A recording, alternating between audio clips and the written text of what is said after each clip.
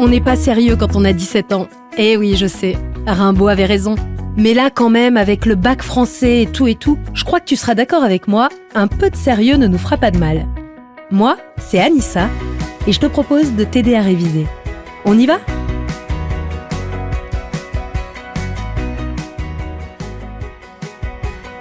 Aujourd'hui, Manon Lescaut, de l'abbé Prévost.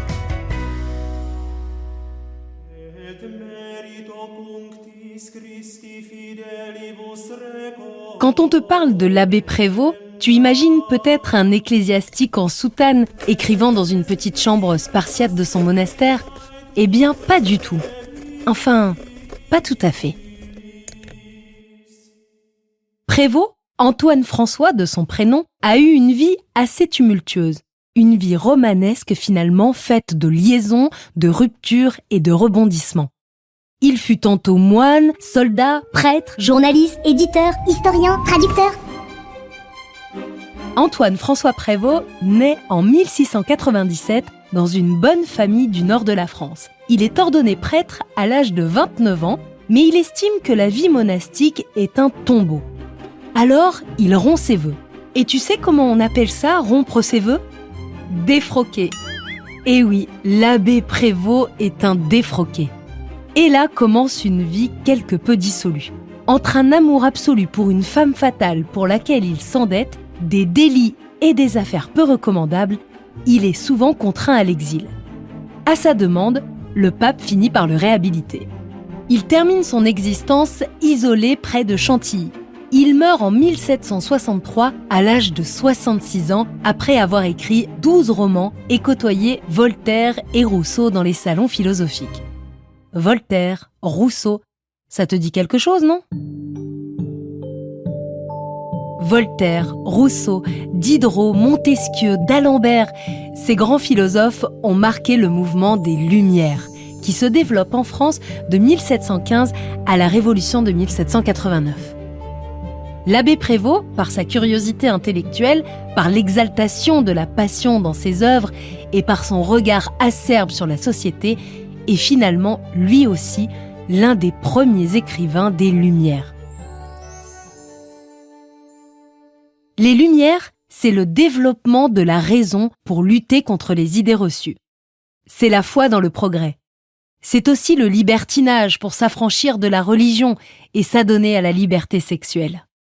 Et toutes ces nouvelles libertés de pensée passent notamment par des essais et des romans. Sauf qu'à l'époque, devine quoi ? Il y a la censure.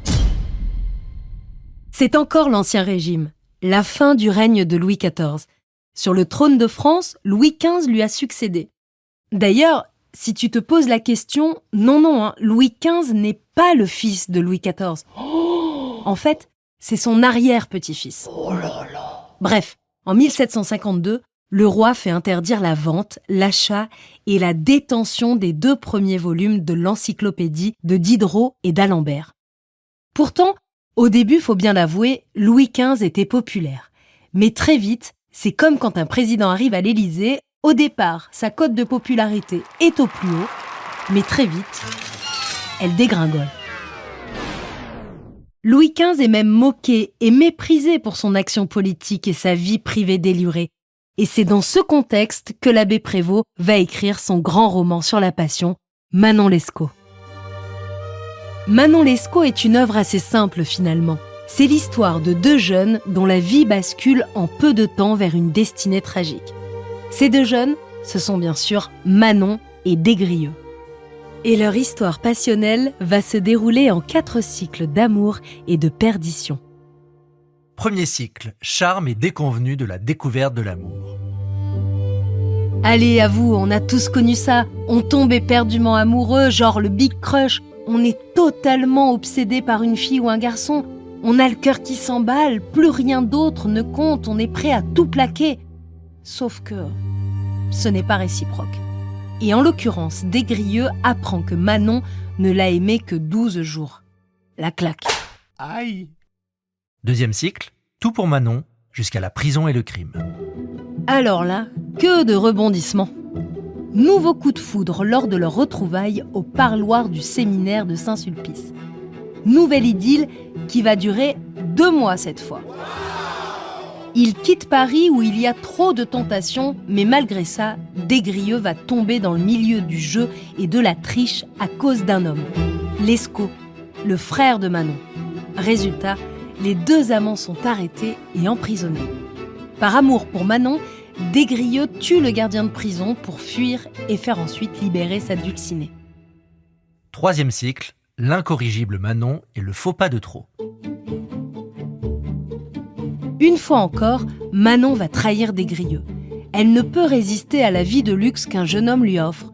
Et une fois de plus, c'est un rival et l'argent qui précipitent le drame et piègent les 2 jeunes gens dans leurs propres contradictions. Dans ces 3 premiers cycles, on retrouve toujours le même schéma narratif.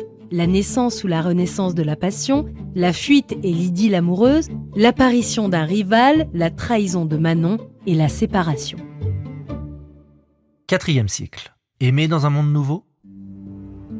Le dernier cycle est assez différent des 3 premiers car le couple se voit accorder une chance de tout recommencer.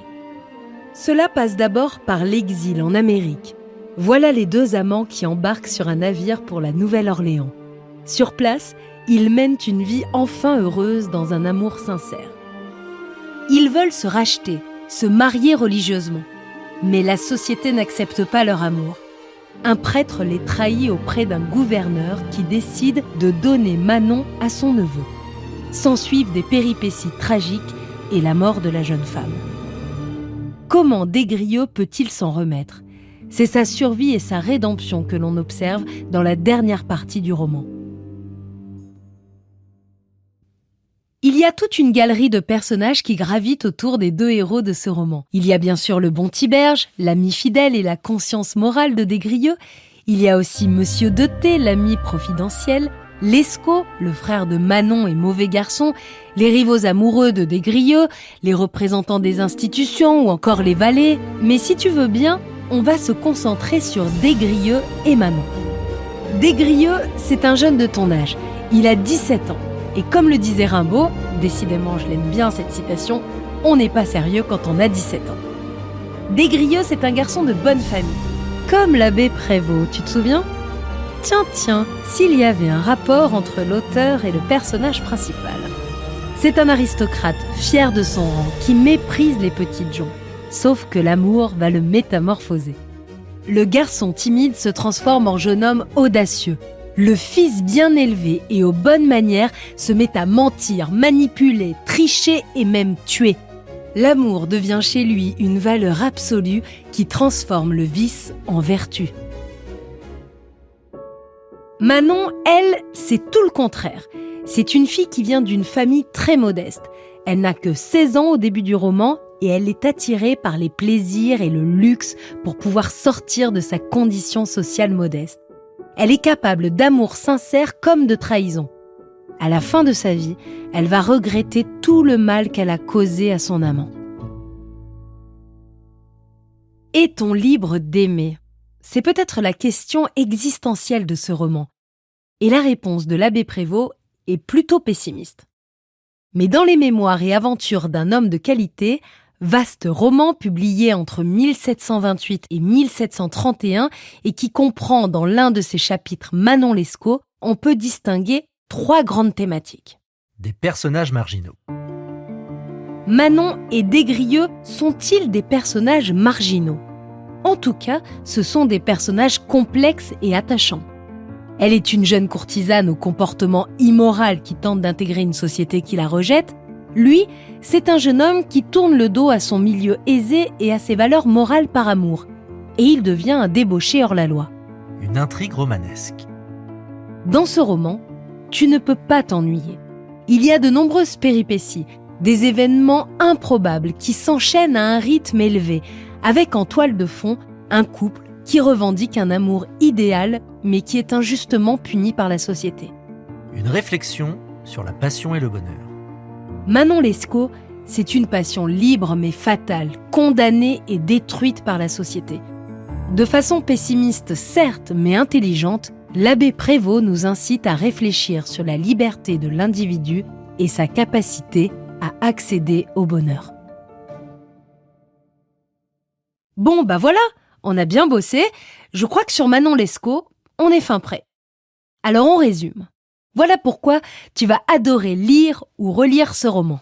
D'abord parce que c'est l'un des plus grands romans de la passion amoureuse.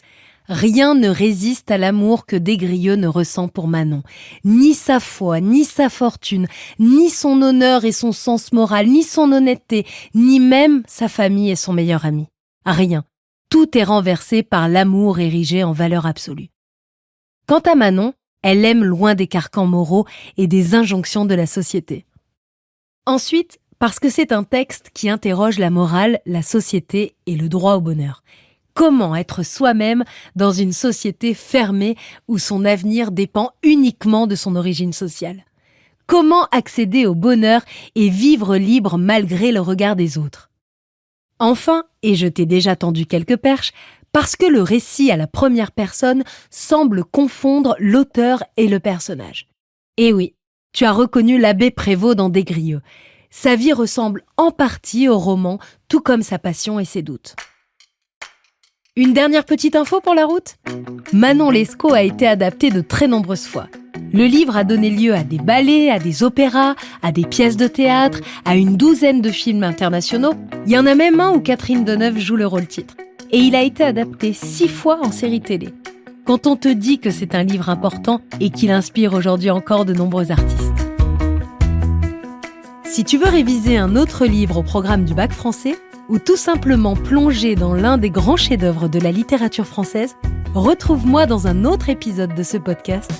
Ils sont tous dispo sur toutes les plateformes habituelles, sur le site et l'appli Europe 1 et sur anabac.com. À bientôt.